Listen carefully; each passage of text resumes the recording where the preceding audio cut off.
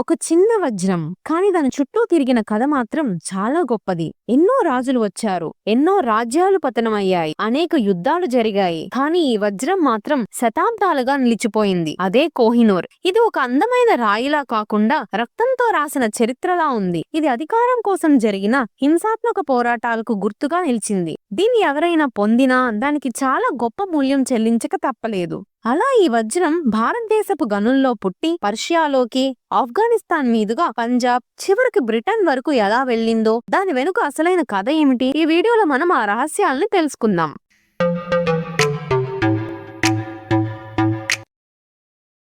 కోహినూర్ వజ్రం కథ భారతదేశంలోని పురాతన కొల్లూరు గనితో మొదలవుతుంది. ప్రస్తుతం మన ఆంధ్రప్రదేశ్ లో ఉన్న ఈ ప్రాంతం ప్రపంచంలోనే అత్యంత అద్భుతమైన వజ్రాలు వెలికితీసినందుకు ప్రసిద్ధి చెందింది. కోహినూర్ ఇక్కడే 13వ లేదా 14వ శతాబ్దంలో తవ్వకాల్లో బయటపడిందని చరిత్రకారులు నమ్ముతున్నారు. దీనిని కనుగొన్న ఖచ్చితమైన తేదీ ఇప్పటికీ స్పష్టంగా తెలియకపోయినా స్థానిక గని కార్మికులు దానిని మొదటిసారి చూసినప్పుడు దాని ప్రకాశం వారు అంతకు ముందు చూసిన ఏ వజ్రానికి లేదని ఆశ్చర్యపోయేవారట. కొందరు అయితే అది ఆకాశం నుంచి పడిన ఒక నక్షత్రం ముక్కే అని నమ్మేవారు. పుట్టిన క్షణం నుంచే ఈ వజ్రం కేవలం ఒక విలువైన రాయి మాత్రమే కాదు, ఒక శక్తివంతమైన చిహ్నంగా మారింది. దీని గురించి మొదట నమ్మదగిన ప్రస్తావన కాకతీయ సామ్రాజ్యంతో ముడిపడి ఉంది. 13వ శతాబ్దంలో పాలించిన కాకతీయులే దీని మొదటి యజమానులని చెబుతారు. వారు ఈ అపురూప వజ్రాన్ని తమ రాజధాని ఓరుగల్లులో జాగ్రత్తగా భద్రపరిచారు. ఇది వారి అధికారాన్ని,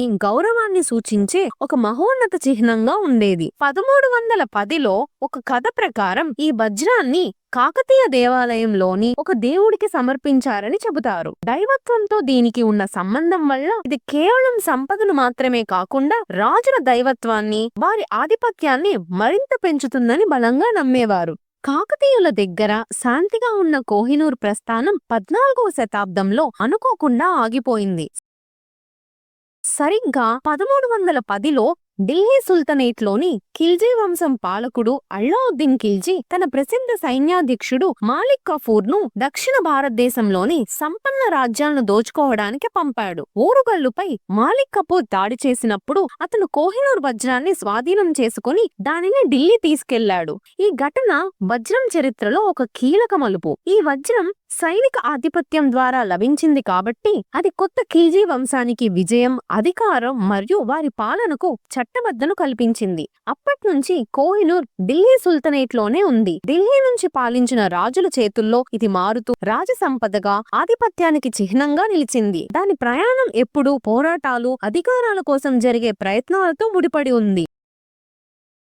మొఘల్ సామ్రాజ్యం ఆవిర్భవించడంతో కోహినూర్ దాని అత్యంత వైభవ దశలోకి అడుగుపెట్టింది. 1526లో పానిపట్ మొదటి యుద్ధంలో ఇబ్రాహిం లోదీని ఓడించిన తరువాత మొఘల్ సామ్రాజ్య స్థాపకుడు బాబర్ ఆగ్రా కోటలో ఒక పెద్ద నిధి ఉందని విన్నాడు. ఆ నిధిలో ఒక అద్భుతమైన వజ్రం ఉందని తెలుసుకున్న బాబర్ దానిని పొందాడు. ఆ వజ్రాన్ని చూసి ఆశ్చర్యపోయి దానిని బాబర్ వజ్రం అని పిలిచాడు. తన జ్ఞాపకాలైన బాబర్ నామాలో దాని విలువ రాస్తూ ప్రపంచంలోని ప్రజలందరికీ ఒక రోజు ఆహారానికి సరిపడా విలువ అని చెప్పాడు. వజ్రం బాబర్ కొడుకు హుమయూన్ ఆ తరువాత మొఘల్ పాలకుల చేతుల్లోకి వెళ్ళింది.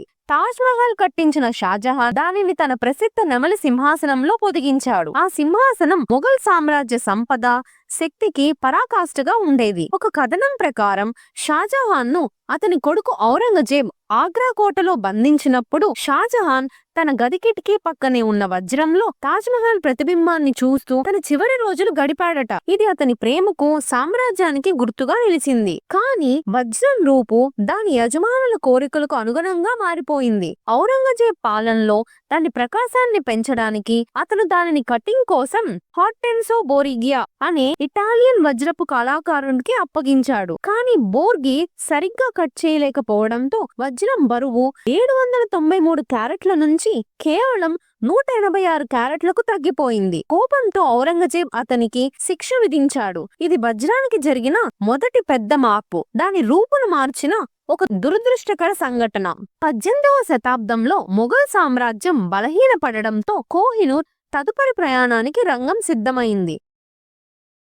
సరిగ్గా 1739లో పర్షియా రాజు నాదిర్ షా ఢిల్లీపై దండెత్తాడు. మొఘల్ ఖజానాను పూర్తిగా దోచుకున్న కోహినూర్ వజ్రం మాత్రం అతనికి దొరకలేదు. ఆ వజ్రాన్ని మొఘల్ చక్రవర్తి మొహమ్మద్ షా తన తలపాగాలో చాటుగా దాచుకున్నాడని కొద్ది మందికి మాత్రమే తెలుసు. ఈ రహస్యాన్ని ఒక ద్రోహి నాదిర్ షాకు తెలియజేశాడు. తెలివిగా ఆలోచించిన నాదిర్ షా మొహమ్మద్ షాను కలుసుకోవడానికి ఒక గొప్ప విందును ఏర్పాటు చేశాడు. స్నేహానికి చిహ్నంగా తమ తలపాగాలను మార్చుకుందామని సూచించాడు. మొహమ్మద్ షా తప్పక తన తలపాగా ఇచ్చేశాడు. నాదిర్ షా తన గదిలోకి వెళ్లి తలపాగా విప్పి చూసినప్పుడు అందులో ఆ వజ్రం ఉంది. దాని ప్రకాశానికి ముగ్ధుడై కోహినూర్ అంటే వెలుగుల పర్వతమని గట్టిగా అరిచాడు. అప్పట్నుంచి ఆ వజ్రానికి ఆ పేరు స్థిరపడింది. అయితే నాదిర్ షా పాలన ఎక్కువ కాలం నిలవలేదు. 1747లో అతని హత్య జరిగిన తరువాత ఆ వజ్రం అతని సైన్యాధ్యక్షుడు అహ్మద్ షా అబ్దాలీ చేతికి వచ్చింది. అతను ఆఫ్ఘనిస్తాన్ లో దుర్రానీ రాజవంశాన్ని స్థాపించాడు. కోహినూర్ ఆ తర్వాత కూడా అతని కుటుంబంలోనే ఉండిపోయింది. కొత్త సామ్రాజ్యానికి చిహ్నంగా మారింది. 1813లో కోహినూర్ తిరిగి భారతదేశానికి వచ్చింది. నాదిర్ షా వారసుడు షా సుజా దుర్రానీ తన సోదరులతో గొడవల వల్ల కాబూల్ నుంచి పారిపోయి పంజాబ్ లో ఆశ్రయం కోరాడు. అతనికి తిరిగి సింహాసనం పొందడానికి మహారాజా రంజిత్ సింగ్ సహాయం చేశాడు. దానికి బదులుగా షా జూజా దుర్రానీ కోహినూర్ వజ్రాన్ని రంజిత్ సింగ్ కు ఇచ్చాడు. ఇది ఒక పెద్ద యుద్ధం కాకుండా ఒక ఒప్పందం ద్వారా వజ్రం మళ్లీ ఒక భారతీయ పాలకుడి దగ్గరకు వచ్చింది. పంజాబ్ సింహం అని పేరుగాంచిన మహారాజ్ రంజిత్ సింగ్ కోహినూర్ ను తన గొప్ప సామ్రాజ్యానికి చిహ్నంగా చూసుకున్నాడు. దానిని తన భుజానికి కట్టే బాజుబందులో పెట్టి అన్ని ముఖ్యమైన సందర్భాలలో ధరించేవాడు. అయితే 1839లో తన మరణానికి ముందు రంజిత్ సింగ్ దాన్ని ఆధ్యాత్మిక ప్రాముఖ్యతను గుర్తించి దానిని ఒడిశాలోని పూరీలో ఉన్న జగన్నాథ ఆలయానికి ఇవ్వాలని తన వీలునామాలో రాశాడు. అయితే రంజిత్ సింగ్ మరణం తరువాత భారతదేశంలో తమ ఆధిపత్యాన్ని పెంచుకుంటున్న బ్రిటిష్ ఈస్ట్ ఇండియా కంపెనీ అతని వీలునామాను ఏమాత్రం పట్టించుకోలేదు. ఈ చర్య అప్పటికే బ్రిటిష్ వారు భారతీయ సంపద, రాజుల వీలునామాలను కూడా తమ స్వంత సామ్రాజ్య ప్రయోజనాల కోసం ఉపయోగించుకునే ఆలోచనను స్పష్టం చేసింది. కోహినూర్ చరిత్రలో అత్యంత వివాదాస్పదమైన బదిలీ రెండో ఆంగ్ల సిక్ యుద్ధం తరువాత జరిగింది. 1849లో బ్రిటిష్ ఈస్ట్ ఇండియా కంపెనీ విజయం సాధించి పంజాబ్ ను ఆక్రమించుకుంది. లాహోర్ ఒప్పందంలో భాగంగా చివరికి సిక్ పాలకుడు అప్పటికి చిన్నవాడైన మహారాజ్ దులీప్ సింగ్ కోహినూర్ వజ్రాన్ని బ్రిటన్ రాణి విక్టోరియాకు ఇవ్వాల్సి వచ్చింది. మహారాజా రంజిత్ సింగ్ షాజూ ఉల్ ముల్క్ నుండి తీసుకున్న కోహినూర్ అని పిలువబడే రత్నం లాహోర్ మహారాజ్ ఇంగ్లాండ్ రాణికి అప్పగించాలని ఆ ఒప్పందంలో స్పష్టంగా రాశారు. ఇది స్వచ్ఛంద బహుమతి కాదు, సైనిక ఓటమి తర్వాత బలవంతంగా రుద్దబడిన షరతు. 1850లో 11 ఏళ్ల దులీప్ సింగ్ ను వజ్రాన్ని రాణి విక్టోరియాకి అప్పగించడానికి లండన్ కు పంపారు. బ్రిటిష్ పాలనకు భారతీయ రాజులు లొంగిపోయారని ప్రపంచానికి చూపించడానికి ఇదొక ప్రదర్శనగా మార్చబడింది. ఈ బదిలీ వలన వజ్రం వలసవాద దోపిడికి, బ్రిటిష్ సామ్రాజ్య భారతదేశం నుండి సంపదను, సంస్కృతిని దోచుకున్నందుకు ఒక శక్తివంతమైన చిహ్నంగా మారింది. బ్రిటన్ కు వచ్చిన తరువాత మొఘల్ శైలిలో ఉన్న కోహినూర్ వజ్రం అక్కడి ప్రజలను పెద్దగా ఆశ్చర్యపరచలేకపోయింది. 1851లో జరిగిన గ్రేట్ ఎగ్జిబిషన్ లో దీన్ని ప్రదర్శించినప్పుడు రాణి విక్టోరియాతో పాటు బ్రిటిష్ ప్రజలు కూడా దానికి సరిపడా మెరుపు లేదని నిరాశ చెందారు. దీనితో రాణి భర్త ప్రిన్స్ ఆల్బర్ట్ వజ్రాన్ని తిరిగి కట్ చేయించాలని నిర్ణయించుకున్నాడు. 1852లో డచ్ నగల వ్యాపారి మిస్టర్ కాంటర్ వజ్రాన్ని మళ్లీ కట్ చేశాడు. ఈ కటింగ్ వల్ల వజ్రం బరువు 186 క్యారెట్ల నుండి 105.6 క్యారెట్లకు తగ్గిపోయింది. అయితే ఈ మార్పుతో దాని మెరుపు, ప్రకాశం అద్భుతంగా పెరిగాయి. ఇది కేవలం ఒక సాంకేతిక మార్పు మాత్రమే కాదు, ఇది కోహినూర్ ను పశ్చిమ దేశాల అందం ప్రమాణాలకు అనుగుణంగా మలిచిన ప్రయత్నం కూడా. ఆ తరువాత కోహినూర్ బ్రిటిష్ రాజకుటుంబానికి చెందిన కిరీటపు నగల సేకరణలో కీలక స్థానాన్ని సంపాదించింది. రాణి విక్టోరియా తరచూ ఈ వజ్రాన్ని ధరించేది, కానీ తన వీలునామాలో ఈ వజ్రాన్ని భవిష్యత్తులో కేవలం ఒక రాణి మాత్రమే ధరించాలని స్పష్టంగా శాసించింది. ఈ నిర్ణయం వెనుక ఒక పురాతన శాపం ఉందని చెబుతారు. ఈ వజ్రాన్ని ఎవరు సొంతం చేసుకుంటారో వారు ప్రపంచాన్ని గెలుస్తారు, కానీ దాని దురదృష్టాన్ని కూడా వారే ఎదుర్కొంటారు. దేవుడు లేదా స్త్రీ మాత్రమే దానిని ధరిస్తే ఎటువంటి అపాయం ఉండదు. ఈ నమ్మకాన్ని గౌరవిస్తూ ఇప్పటికీ బ్రిటిష్ రాజవంశంలో ఆడవారే కోహినూర్ వజ్రాన్ని ధరిస్తున్నారు. 2023లో క్వీన్ కెమెల్లా తన పట్టాభిషేకంలో కోహినూర్ వజ్రాన్ని వాడకపోవడం ఈ వజ్రం చుట్టూ ఉన్న వివాదాస్పదను మరోసారి చర్చనీయాంశంగా చేసింది. ఈ రోజు కోహినూర్ లండన్ టవర్లోని జ్యువెల్ హౌస్లో అత్యంత భద్రతతో భద్రపరచబడింది. ప్రస్తుతం ఇది రాణి ఎలిజబెత్ ది క్వీన్ మదర్ ధరించిన కిరీటంలో ఉంది. కోహినూర్ వజ్రం ఇప్పటికీ వలసవాద చరిత్రకు, ప్రపంచవ్యాప్తంగా జరుగుతున్న అంతర్జాతీయ చర్చలకు ప్రతీకగా నిలుస్తుంది. దాని యాజమాన్యం కోసం అనేక దేశాలు పోటీ పడుతున్నాయి. భారతదేశం, పాకిస్తాన్, ఆఫ్ఘనిస్తాన్, ఇరాన్ వంటి దేశాలు దానిపై తమ హక్కును బలంగా వాదిస్తున్నాయి. భారతదేశం 1947లో స్వాతంత్రం వచ్చినప్పటి నుండి కోహినూర్ను తిరిగి ఇవ్వాలని బ్రిటన్ను కోరుతుంది.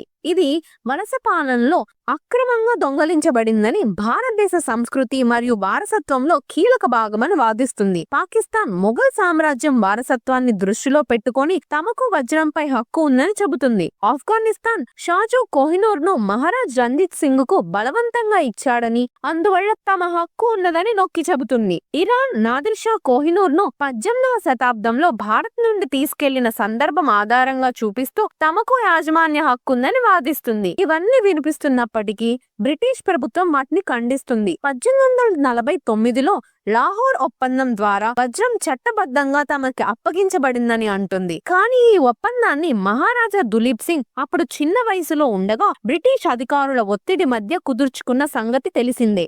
అందువల్ల చాలా మంది న్యాయవాదులు మరియు చరిత్రకారులు ఈ ఒప్పందాన్ని చట్టబద్ధంగా గుర్తించలేమని వాదిస్తున్నారు. కోహినూర్ వజ్రం కేవలం ఒక అద్భుతమైన రాయి మాత్రమే కాదు, ఇది అధికారం, పోరాటం మరియు నిరంతరం మారుతున్న ప్రపంచ డైనమిక్స్ కు సంబంధించిన ఒక అద్భుతమైన కథ. ప్రస్తుత ఆంధ్రప్రదేశ్ లో ఉన్న కొల్లూరు గనుల నుంచి వెలికి తీయబడిన ఈ వజ్రం ఆ తరువాత బ్రిటిష్ కిరీటపు నగల సేకరణ వరకు సాగిన దాని ప్రయాణం ఆక్రమణలు, కుట్రలు మరియు ఆధిపత్యాల గాథను ఆవిష్కరిస్తుంది. ప్రతి బదిలీ సామ్రాజ్య కఠినమైన వాస్తవాలను, ఇలాంటి అరుదైన వస్తువుకు ఉండే అపారమైన విలువను స్పష్టంగా సూచిస్తుంది. దాని యాజమాన్యంపై జరుగుతున్న చర్చలు వలసవాద కాలపు వారసత్వాన్ని మరియు చారిత్రక న్యాయంపై నిరంతర చర్చలను తెలియజేస్తున్నాయి. లండన్ టవర్ లో కట్టుదిట్టమైన భద్రత మధ్య ఉన్నప్పటికీ కోహినూర్ ఇంకా శతాబ్దాల చరిత్ర, మర్మం మరియు పరిష్కారం కాని అంతర్జాతీయ వివాదంతో మెరుస్తూనే ఉంది. ఒకే ఒక వస్తువు మానవ ఆశ, సంఘర్షణ మరియు అధికారం కోసం అంతులేని అన్వేషణను ఎలా సంగ్రహిస్తుందో ఈ కథ మనకు శక్తివంతంగా గుర్తు చేస్తుంది. ఈ వీడియో మీకు నచ్చితే లైక్ చేయండి, షేర్ చేయండి, సబ్స్క్రైబ్ చేయండి.